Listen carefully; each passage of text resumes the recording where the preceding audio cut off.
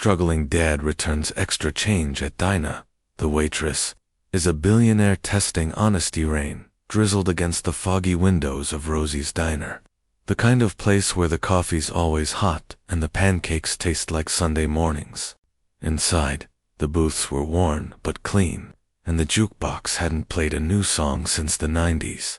Caleb sat in the corner booth with his 5-year-old son, Eli. His clothes were neat but faded, his boots scuffed from long hours working as a night janitor and part-time mechanic. The bills were piling up. The fridge was nearly empty, but he still managed to take Eli out for pancakes once a month. Just once. The waitress, a young woman named Anna, brought the check with a warm smile. "That'll be $8.50, hon," she said, topping off Caleb's coffee. Her red apron was clean, her brown hair tied in a simple ponytail. There was nothing flashy about her except maybe the calm confidence in her eyes. Caleb handed her a 10 and thanked her. She returned a handful of change and stepped away. As he helped Eli with his jacket, Caleb looked at the coins in his hand. Something wasn't right. He counted again. $6.50 in change. Way too much. He looked around. The diner wasn't busy, but Anna had already moved to another table. He could have left, pocketed the extra bills.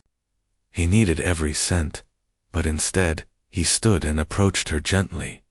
"Excuse me," he said, tapping the counter. "I think you gave me too much change."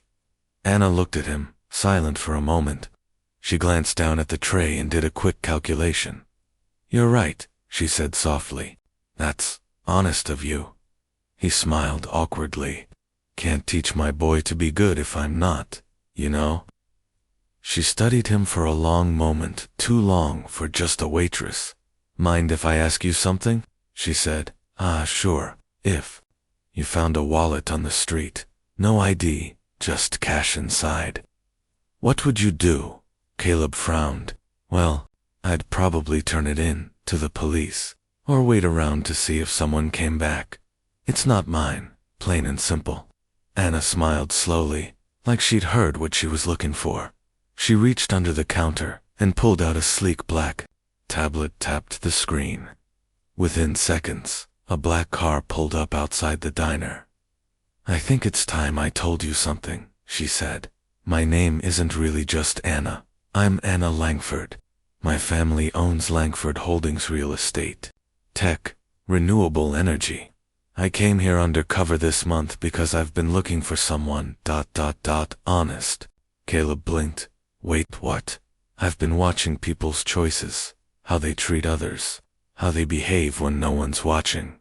Most people never noticed when they got extra change. But you didn't.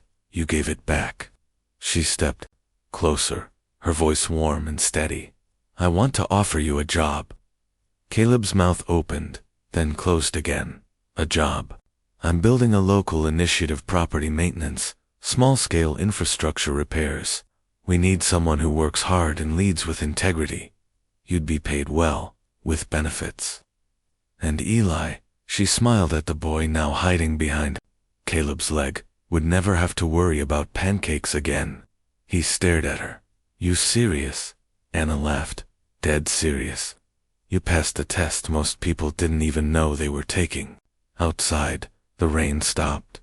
Inside, Caleb held Eli's hand and took a deep breath, hope rising for the first time in a long time. Sometimes, the smallest good choices open the biggest doors.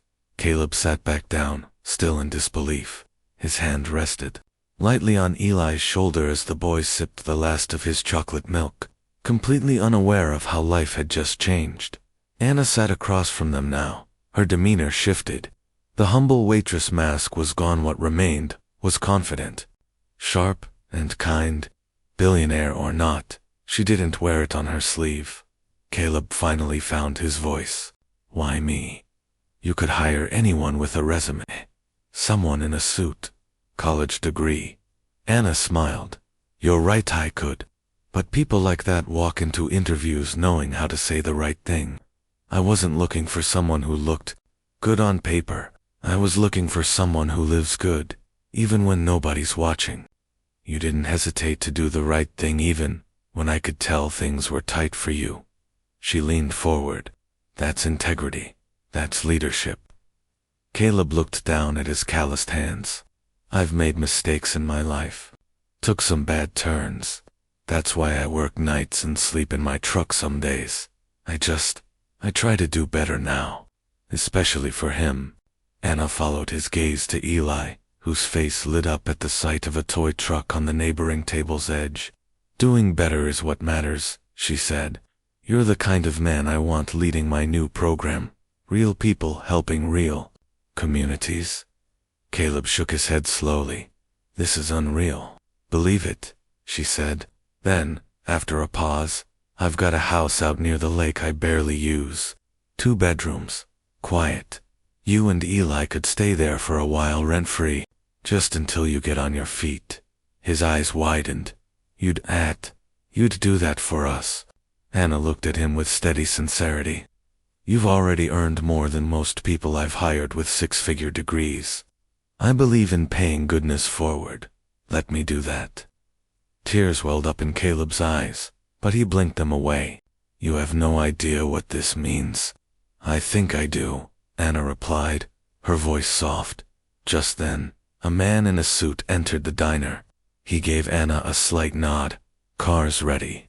She rose from the booth, but paused before leaving. She pulled a small card from her pocket and handed it to Caleb. My direct number. Call it when you're ready. No rush, but I hope you do.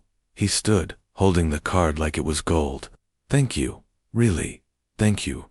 Anna leaned down and smiled at Eli. Your dad's a superhero, you know. Eli grinned. I knew it. The car outside purred to life as Anna left the diner, her heels clicking softly on the tile. She didn't look back, but she didn't need to. Caleb stood there for a long moment, still absorbing the storm of emotion, the surreal turn his day had taken. Then he knelt by Eli, ruffled his hair, and whispered, I think things are finally going to be okay, buddy. And for the first time in years, he meant it.